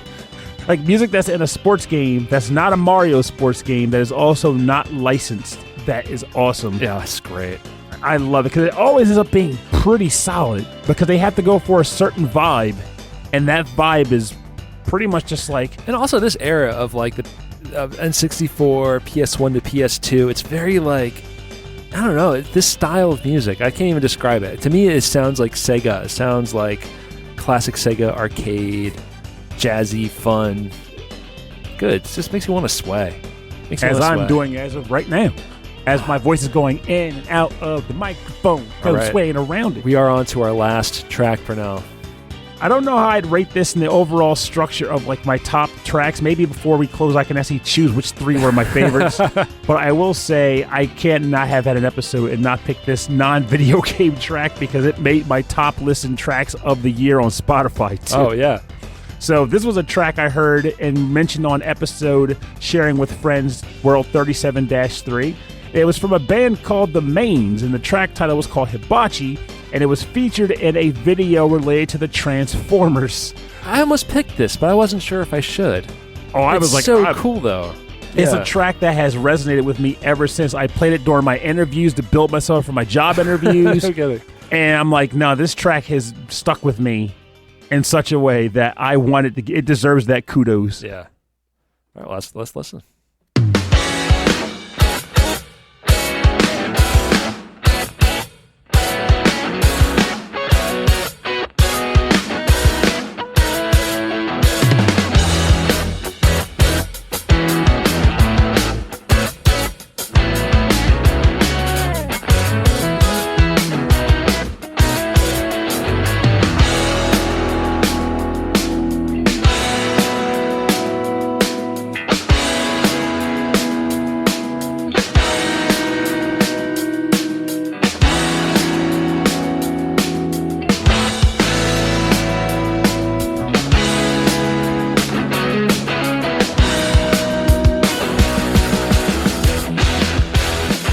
Play this on the radio today, and it would be a hit.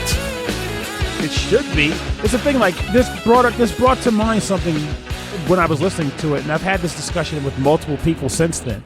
It's that idea of the positives and also negatives of the fact that it's very, very easy for a band to get their music out there for people to hear now. It's that situation where music and video games and movies has just become so constantly flowing, so vast. The access is the quantity available to you is so vast that it's easy to get lost in the shuffle. It's easy to just go unnoticed, no matter how good your sound is. And it makes me sad that a song like this is not well known. It's just sitting on Spotify with its less than 1,000 listens. It's so good. And Everyone, it's so good. The Mains. MANES, The Mains. It's so good. And I remember when we played it on the show, I was like, it's not from a game, but it does tie to like 80s and 90s kids culture. Yeah. And I would not be surprised if I ever came across a video game and this was the opening theme song to it. Yeah, or if there was like a trailer for a game and like this was in that trailer. It would fit. Yeah. It would fit. Totally, it's so Windjammers 3. Windjammers 3. What? This track and then as Windjammers 3. Yeah, totally. I can see that. It would maybe like a little like with some vocals in the background, someone going, "Frisbee, let's do some frisbee." Gonna jam on top of the wind. I've got the summer power, power of summer frisbee, something like that. Oh my god! All right. Okay, my last track. I'm not sure if this is my favorite, but as far as hidden gems go, this is super hidden. This is from Mario Madness 36-4. I have to play it on the show. This is Practice Makes Perfect, the Mario Teaches Typing rap, hidden on the CD by Legacy X, which is Gregory R. Allen, and lyrics and vocals by Andre Egan. Oh, let me show you something right quick. Hold up. See? Yeah. Yeah. See what I'm saying? See, bust this.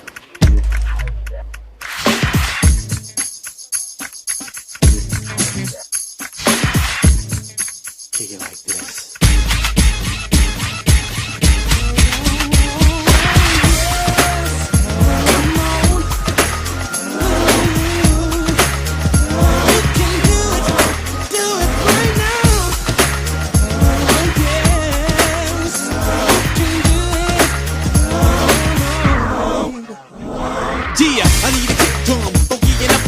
Break the piano and don't switch the channel, cause it's cool when you quick with the wrist and you can type something up funky like this. I get the keyboard and I never make errors. I'm like Mario, going straight through terror. I'm teaching and typing, printing and writing. The wicked radical Mario was catching like a titan. Bang bang bang on the biz name thrower. On the mad hunt for the red October. And oh yeah, because we made a all right, so I was talking about all the guests that we've had on the show.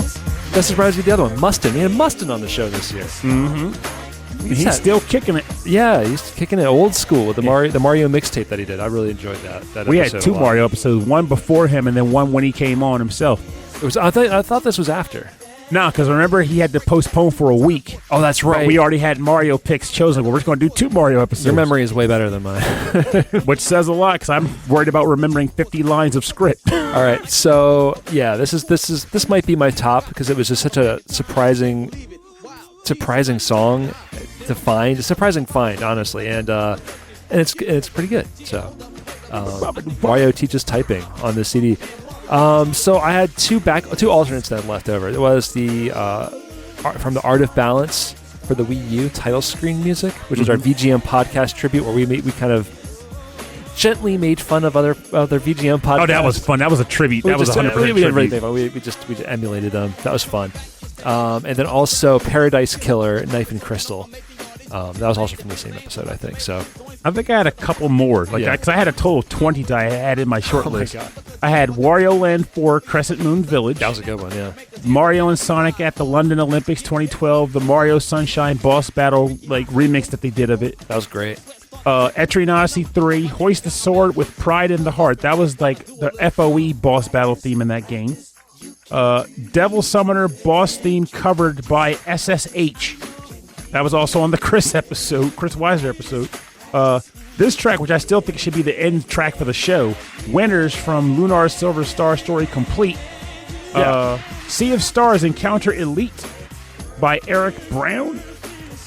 Whisker Squadron Survivor Molten Reactor Meltdown by Chell Wong. the Lufia Boss theme, Lufia 2 Boss theme covered by Toxic Eternity. And that was my last follow-up track. Wow. So I got through most of them because of crossovers. I know, that's right, because this is the first year I think we've actually had crossover picks. Multiple. Which is awesome. So everyone, thank you for joining our stream. Thank you for listening to our show. We really appreciate it. And if you want to get in contact with us on the show, the best way to do it is over our email. rhythmandpixels@hotmail.com. And for a full track listing of this episode and of all of our episodes and access to all of our episodes, please go to our website. www.rhythmandpixels.com.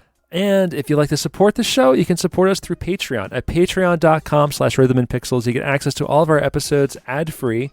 You can also get cool stuff like mugs and stickers and exclusive t-shirts. And we also like to thank all of our Patreon members at the highest levels at the end of every episode. So I'm going to click the correct button. There we go. We want to thank Brooke, Corey, and Khalid. Thank you, all three of you, so much for supporting our show. That is huge, tremendous help. Kristen, GameFan44, I don't know if you're still in the chat. You might have left. No, she had to leave earlier, unfortunately. Thank you very much. Martyrus, host of the VGM podcast. Thank you very much. Mike Myers, who also became a dad at the same time. Thank you very, very much for supporting our show still. Antmaster, Brian Pitt, Cameron Worma, Carlos, Kung Fu Carlito of the Heroes 3 podcast. We were all also just chatting the other day, actually, about music.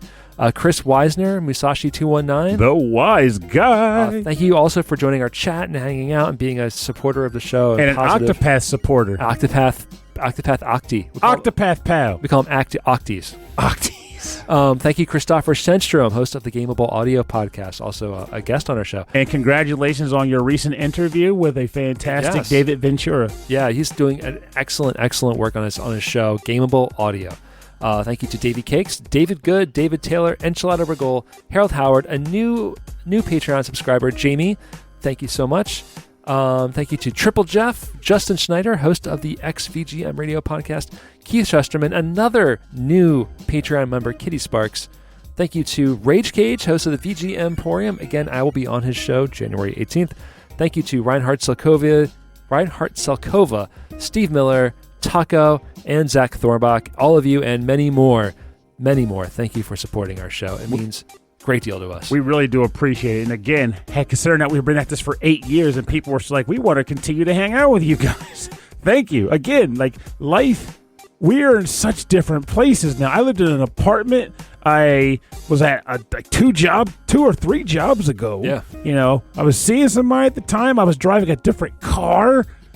My dentist was in a different building. Yeah, we were recording in that room in my place. Yeah, with a ceiling that was like 10 feet tall. I went back and listened to an old episode. Like, there's so much echo. What happened to our voices? I weighed 60 pounds more. Yeah. I was a big boy. Life has been so wild. Yeah. And we're still at it. We're still hanging out. Time has been weird to us, but we still get our games in when we can. And the show kind of evolves with us. And so I want to thank everyone here for coming along for the ride. Thank you for hanging out with us a long ways. And if you find yourself having some time to talk about it in the Discord or through email, hit us with your top games of the year. Hit us with your top track picks of the year from the show or in general. Because it would be nice just to kind of read up and hear about that and have that dialogue. And I know sometime next year, we are definitely going to do our top games of 2023 or top tracks. We are definitely use our top tracks, but our top games of 2023, because I have a surprising list that I have to write articles for now in the next couple of weeks because of that. But I was very pleased with this year's game releases, despite having very little time with which to play them all. You're like, oh, these are so awesome. I'm so glad these games are getting released. I'll play them one day. Yeah, like one I had to vote for on sheer principle, and I put a ton of time into it within a week, and I was like, yeah, I don't regret that choice. This fits the mold. But I had to go on faith with the selection because time was running out. So, yeah, games are great. Music is great. You're all great. Just keep at it, man. Just keep doing your thing. Yeah, thank you. And again, if there's more you want to see from us, let us know. If not, we're going to keep just making up crazy things and doing it. like weird ass topics that no one ever expected us to do. Well, Musashi's ready. EB, the wise guy's like, I got collab topics ready. EB mentions on our chat here that I should get Like a Dragon Gaiden so I can play Daytona 2 and Motor Raid at home. And I just want to tell Sega, why remake these amazing classics and stick it in another game? Because the other game is great. It's like if the game is terrible, that's one thing. Because like now I got to buy this trash title. I'm not buying a whole other game just to play these games. How much would you spend? Here's the thing. How much would you spend? At least 30 on each of them. Okay. Would you actually spend 30 on each of them, you're saying? Or yeah, I know. I could spend 60, but I don't want to have to play through Like a Dragon just to get to Daytona. You wouldn't play through it. It's literally the moment you can walk around the city, you just go to the arcade and play it. Like, that's what makes it cool. So I have to find... So you're telling me the UI of the game is another game? It is literally it makes me upset. You're walking in Japan and you go to the arcade. That's what it is. I'm not going all the way to Japan, Pernell. Okay, I'm done. I'm going to play Super Hang-On 2 on my copy of Yakuza. I'm just going to have to just buy an arcade machine, clearly. Put it in my garage and let it collect all sorts of weird animal as opposed to just walking into the virtual arcade like a dragon to play the same game. All right, thanks everyone for listening to the show. We'll see you next week. Thank you very much for listening. And thanks for everyone in our Twitch chat for tuning in. Your name is Rob Nichols. And your name is Pernell. And remember, like I said, 8 years has been a long time, but we're keeping at it. Life changes happen, and schedules have to fluctuate to get things done. But the important part is, if it's something we like to do, and we want to keep doing it, we make the effort to fit it in when we can to make sure that it gets done. And that's true to life, too. If you want to get better shape, if you want to eat better, if you want to play different games, read different books, get a better education, any number of things, if the issue at play is time, I'm not going to say there's nothing stopping you because life happens, but if you want to make it a priority and fit it in when you can, in that case, there is truly nothing stopping you from getting that done. If you don't get to do it as often, that's fine. You just want to do it because that still builds consistency, and consistency is what makes things happen for a person. It's not that stupid meme where the guy goes, it's because I'm determined. No, consistency makes you do something that you always find yourself like, I'm too tired, but I'm consistent. I can't break the trend. That's the facts. That's how you do things that you find yourself too tired to do. Just be consistent. And that's it for me rambling. Have a good night, and thanks for hanging out with us.